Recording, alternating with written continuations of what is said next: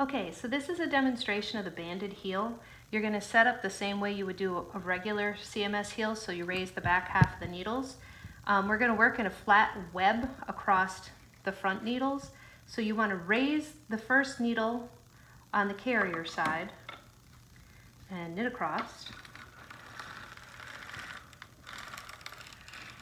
Then raise that first needle on the carrier side on the other side and drop the one that you just knit across. Okay, and make sure your heel spring's engaged. Go back. We're going to flat knit 24 rows. The reason why we're doing 24 rows is there are 11 needles from the halfway mark to the first red heel mark on this side, 11 needles from the halfway mark on this side to the red heel mark on this side. And then I like to make sure that they don't end up with a hole from where the flat knitting starts, so I do one extra for each side for the first insole stitch on either side. So that gives me 24 rows. So once again, you raise the first needle on the carrier side and drop it on the other side as you go back. So you're going to raise and lower. You raise the one on the carrier side, you drop the one on the opposite side. So that's 4 rows, 5, and as you can see, it's starting to rise now, so I have to start using weights. So with my machine, I have a rather large ribber arm right here, so I have one of these. This is a flat knitting machine claw weight, and if I put that up on the underside here, on this side, I can hold it down with my hand so the stitches don't rise up because of my rubber arm. And then I have 2 of these that I use in the other sections, and they're just a bent fork. My husband drilled a hole, and I got this Scientific Weights off of Amazon. So I'll put those, one on the other edge, and then I put one in the middle. And then as the stitches start to rise, I'll just move them up. So here we go. So this is row 6.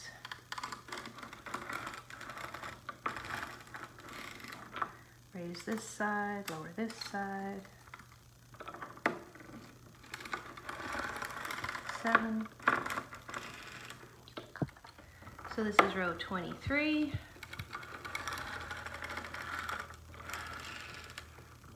And 24. And this time on the last pass, I'm going to leave this side actually down so that I don't end up with 2 loops. This is 24. And it looks like I missed 2 stitches over here, so I'll just pull those over by hand. Oh.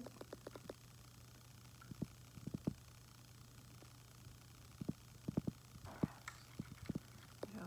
And this one too. Okay. All right, so the next step we're going to do is we're going to take these 11 needles, or these 11 stitches off. Some videos have you pull the spring and tip the needles into the center. I did not like that. It didn't work well for me. So I just take bobby pins, and I pick this up, I think from Valerie. There may be other people that do this as well. But you just take and you clip the bobby pin around the stitch and dump it into the carrier. So I'm going to do this for the 11 stitches from the halfway mark to the heel mark, which is my red mark here.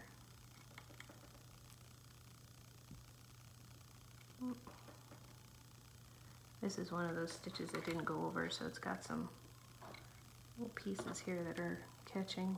I'm just going to get those.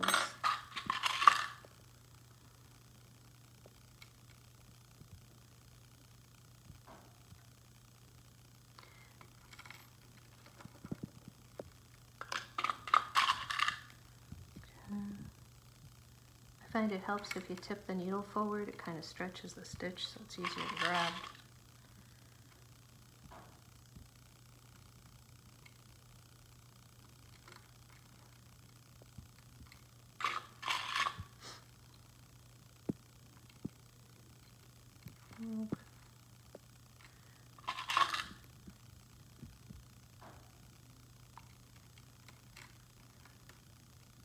Okay, 2 more. And the last one. Okay, now I want to do a couple things here before we go any further. I'm going to remove the fork weight that's in the middle, and I'm going to switch over to this claw weight. And I'm going to have no weight now where these stitches are with the bobby pins. The only weight I need now is going to be kind of in the middle here. You want to make sure that the bobby pins all end up on the top where you can see them and none fall underneath so you don't miss stitches on the next step. So I'm going to knit across again.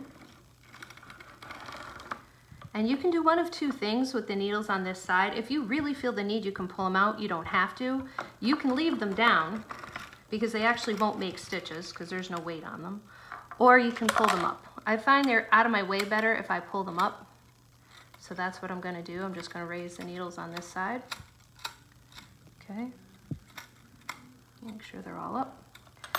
Now we have to do two things at once on this pass. We're going to start making a decrease which forms this edge of the heel right here.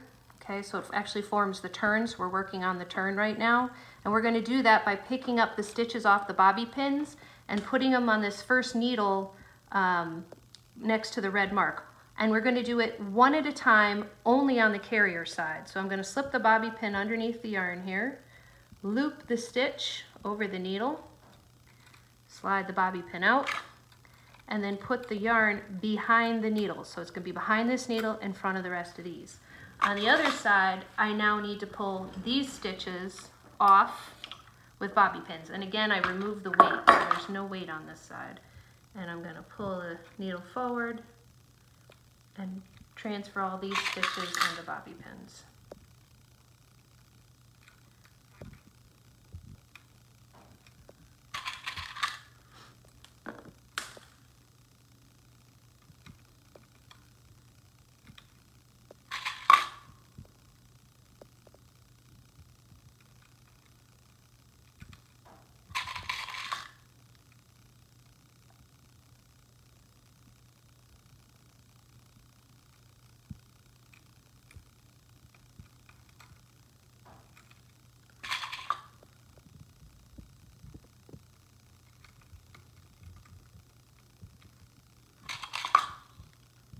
And once again, in some videos, they tell you can just pull the, pull the heel spring out and dump the needles inside. I've lost stitches that way. I don't like pulling on the heel spring. I don't really feel the need to stretch the spring. And I just feel this is more secure, and I can see them a little bit better. They're a little neater, a little more organized. And then I don't have to pull the needles out. I can just leave them in place, so I save myself time later too. Okay, so once again, you can pull these needles out, you can leave them down, or you can pull them up. I find it's easier, they're less in my way if I pull them up. So I'm gonna pull those up. And once again, I already took one stitch that was on a bobby pin and put it on this needle. And I'm gonna knit across, just like this. I don't have my weight very well centered because I didn't, it failed to knit this stitch, which usually don't have that problem. I'm just going to loop it over, maybe change up where I've got the weight so I don't have that happen again. Nope. Okay.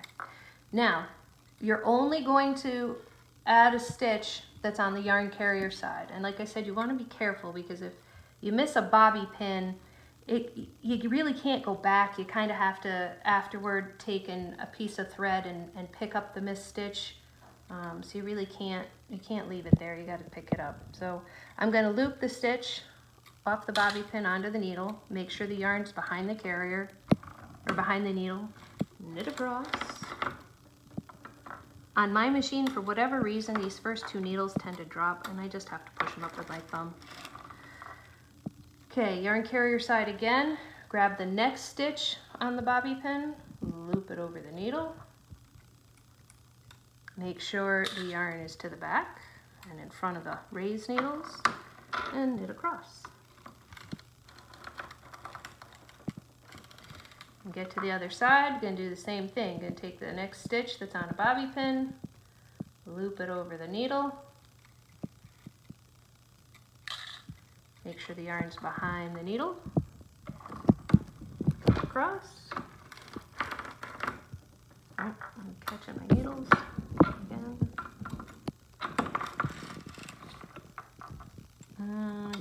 And so we're going to just keep doing this back and forth one side at a time until I don't have any stitches left. And just make sure that you're grabbing the next stitch in order. Otherwise you can create like a bubble on the bottom. So behind the needle, cross. Okay, and the same thing on this side. So one side, one at a time. Take the stitch off the bobby pin onto the needle. Oh, I missed. Make sure you're over the needle before you let go of that bobby pin. This one's twisted. Turn it. I don't know how this one got twisted, but it was. There we go. Make sure the yarn's behind the needle and go across. And you're going to keep doing this till you've used up all the bobby pin stitches. Okay, I'm down to the last two. So again, I'm going to put the needle over the stitch over the needle. And you notice I'm on the 9 o'clock side for these last two. Okay, so make sure the yarn's behind the needle, knit across. And I'm going to pick up my last stitch on the 3 o'clock side, put it on the needle.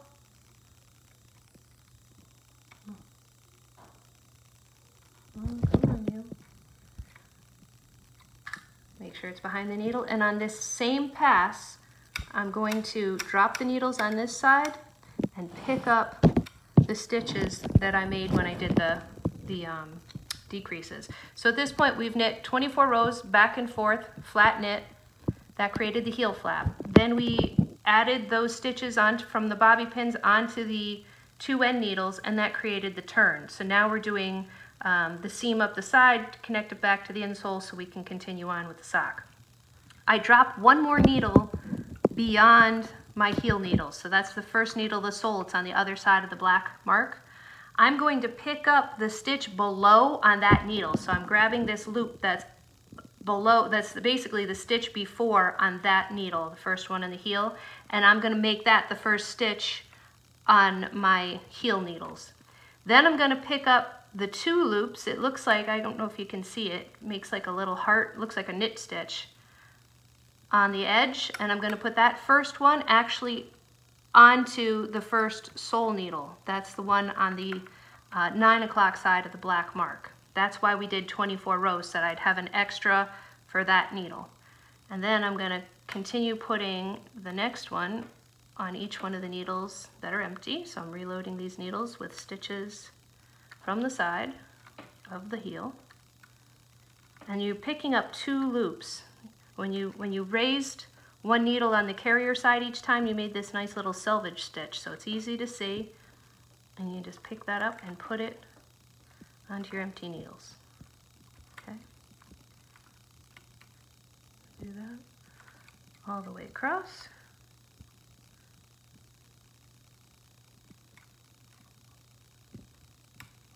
Like that, and one more. Last one can be tricky because it causes the next stitch to ride up and get it over. Okay, I do not want to knit, I do not want to knit this stitch right here. Okay, I only want to knit these ones because it'll create a new hole if we knit that stitch now. So I'm going to hold down with my hand the pocket.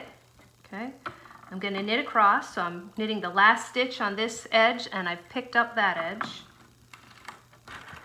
And if you do it in this order, you'll be in the right, going in the right direction when you finish, continue on with the rest of the sock. So now I'm going to drop the needles on this side, and I'm dropping this one needle beyond the black mark, beyond my halfway mark, that's actually the insole stitch. I'm going to pick up the previous stitch of that insole stitch and loop it over my first needle here, and then I'm going to pick up my first edge stitch and put it on that first insole stitch. And then I'm going to pick up the rest of them and put it on the empty needles.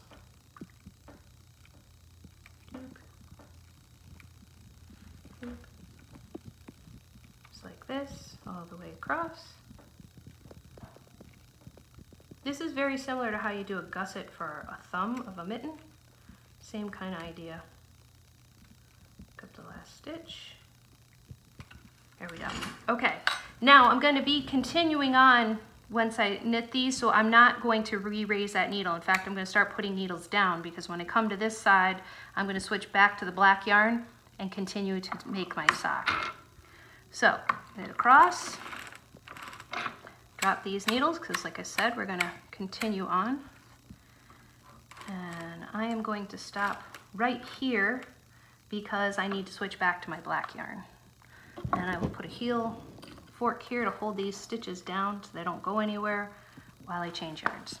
And that's a banded heel, so it'll look, like I said, like this when you're done. It makes a nice right angle to the foot. And things that can go wrong, I don't know if Ryan can zoom in on this, but here I got the needles out of order, and see how it's got this funny little tuck? I don't think you'll feel it, but that's what happens if you get the needles out of order. It should be nice and smooth like this side.